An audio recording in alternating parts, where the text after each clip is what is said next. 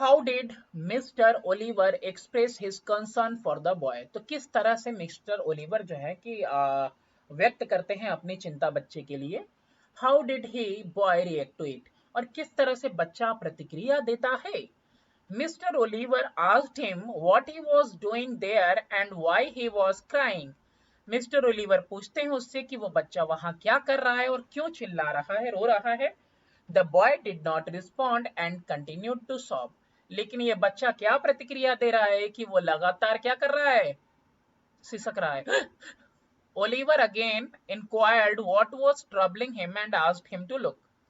Oliver दोबारा उससे पूछते हैं कि भाई क्या परेशानी है तुमको, और बोलते हैं कि वो इधर देखो, सामने ऊपर देखने के लिए। How can you explain the boys strange soundless weeping. कैसे तुम वर्णन करोगे कि बच्चे का जो है बिल्कुल अजीब सा बिना आवाज के जो है रोना था, वीपिंग था। The boys strange boundless boundless नहीं यार sorry soundless weeping hints at the supernatural element of the story। यहाँ पे बिल्कुल वो क्या बात कर रहा है, सुपर नेचुरल तत्व की बात कर रहा है। सुपर नेचुरल किसको बोलते हैं भाई, अलौकिक। ठीक है, अलौकिक शक्ति की बात हो रही है।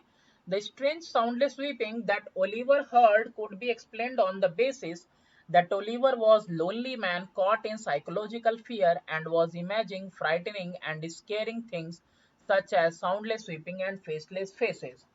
अब ये जो शब्द है ये है कि ओलिवर जो है सुन पा रहा है, दैट ओलिवर हर्ड, कि जो वो सुन रहा है उसको एक्सप्लेन किया जा रहा है बेसिस पे कि ओलिवर कैसा एक लौता आदमी है और मानसिक रूप से वो घिर गया है, कल्पनाएं बनाने लगा है डर की वजह से, और वो डर भी रहा है। तो जैसे कि यहाँ पे साउंडलेस स्वीपिंग उसको सुनाई दे रहा है, मतलब आवाज नहीं आ रही लेकिन उसको सुनाई दे रहा है ऐसा रोना।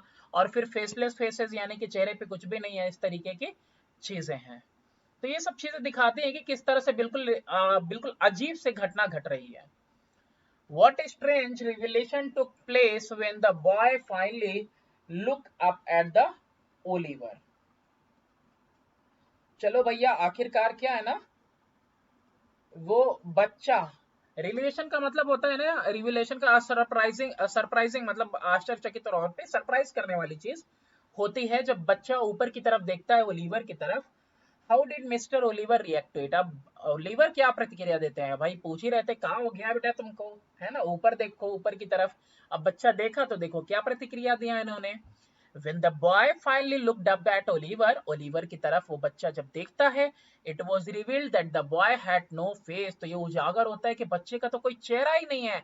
It was without eyes, ears, nose और mouth, यानी कि उसकी ना आंखें हैं, ना कान है, ना नाक है, ना मुंह है।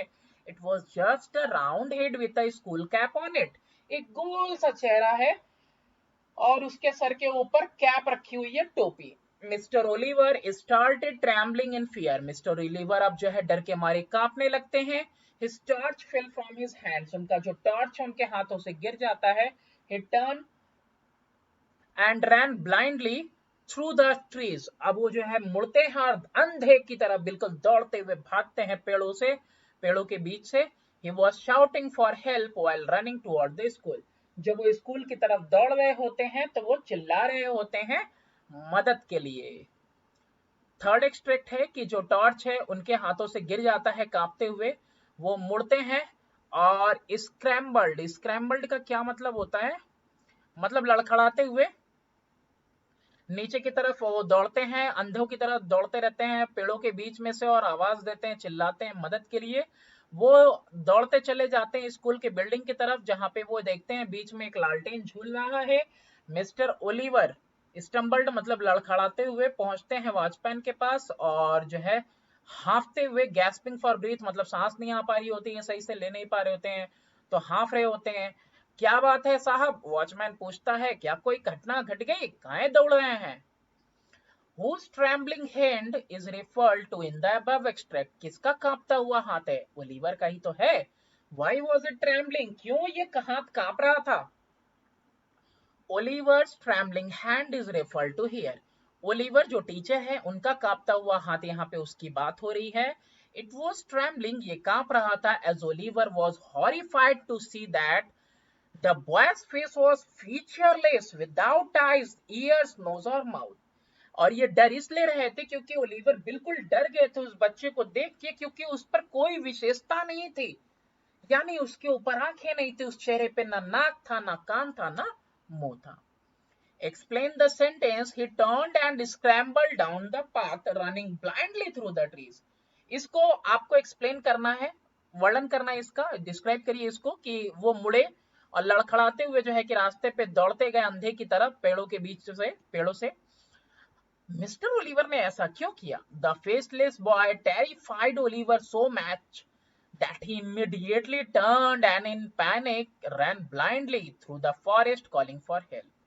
अब वो जो बिना चेहरे वाला बच्चा था उसने इतना डरा दिया था मिस्टर ओलिवर को कि वो तुरंत मुड़े और दहशत में दौड़ते गए अंधों की तरह जंगल से और चिल्लाते रहे मदद के लिए। तो यही एक्सप्लेन करता है ये line. What answer did Oliver give for the watchman question in the above extract? अब वॉचमैन बीच में लालटेन जो है झूलता हुआ मिलता है, तो वॉचमैन पूछता है भाई चौकीदार क्या हो गया? Oliver told the watchman that he had encountered something horrible, that a faceless boy weeping in forest. Oliver ने चौकीदार को बताया कि उनका सामना हुआ है बहुत डरावने, है ना, समथिंग हॉरिबल, डरावने से। उस रात में किससे वो डरावना क्या है? एक बिना चेहरे वाला बच्चा जो कि रो रहा था फॉरेस्ट में, जंगल में। The story ends with a thrilling climax. एक जो है रोमांचक क्लाइमेक्स के साथ जो है एंड हो जाता है यहाँ पे स्टोरी। तो यहाँ पे जो है आप क्या समझते हो, है ना? मतलब क्या आप इससे सहमत हो? Do you agree? वाई? क्यों? Oliver ran from the faceless boy called for help. उस बिना चेहरे वाले बच्चे से भागते हैं ओलिवर और चिल्लाते हैं मदद को। He saw a lantern swinging in the middle of the path. बीच रास्ते में वो देखते हैं कि एक लालटेन झूल रहा है। What followed next was a thrilling climax as Oliver, while learning, stumbled up to a watchman only to find that he too was faceless with no features or even eyebrows. अब इसके आगे हो क्या रहा है? एक तो उस बच्चे से भाग रहे हैं, झूलता हुआ लालटेन मिला। अब इसके आगे हो क्या रहा है? फॉलोइंग, इसके बाद क्या हो रहा है कि एक बहुत ही रोमांचक उत्कर्ष निकल के आ रहा है, क्लाइमेक्स, कि ओलिवर जब दौड़ रहे थे और लड़खड़ाते हुए वॉचमैन के पास पहुंचते हैं तो वो ये देखते हैं कि उसके पास भी चेहरा नहीं है, कोई चेहरे पे विशेषता नहीं, ना नाक है, ना मुंह है, कान है, इवन आईब्रो, भौं तक नहीं है। The climax is reached when the wind blew out the lamp. सबसे खतरनाक क्लाइमेक्स तो तब आता है कि एक हवा का झोंका क्या करता है, उस लैंप को बुझा देता है जो चौकीदार अपनी चेहरे की तरफ दिखा रहा होता है, leaving the reader to imagine what might have happened to Oliver. अब यहाँ पे जो पढ़ने वाला है व्यक्ति वो बस उसके दिमाग में स्टक कर जाएगा कि आखिर यार हुआ ही क्या होगा उसके बाद ओलिवर को, है ना, जब हवा से वो लैंप भी बुझ गई। Comment on appropriateness of the title of the story. तो जो उचित है कि नहीं है इस पे आपको टिप्पणी करनी है, जो टाइटल है स्टोरी का उसको। A face in the dark, give reason to justify your answer. तो आपको कारण भी देना है कि क्यों आप मतलब इससे सहमत हैं या नहीं सहमत हैं। The title A Face in the Dark is suitable as it describes a strange experience of Mr. Oliver that protagonist of the story. Protagonist का मतलब होता है नायक, नायक है स्टोरी का।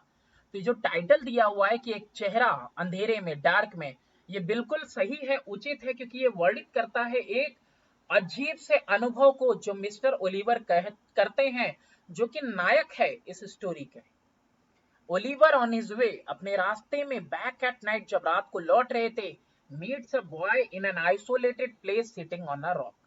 आइसोलेटेड, बिल्कुल अकेलेपन में पत्थर पे बैठे हुए एक बच्चे से मिलते हैं। A close look at the boy horrifies him as he has no face, no eyes, ears, nose और mouth. जब नजदीक उसके पहुंचते हैं बच्चे के तो वो डर जाते हैं, क्योंकि उस बच्चे के पास ना कोई चेहरा होता है, ना आंखें, ना मुंह होता है, ना नाक।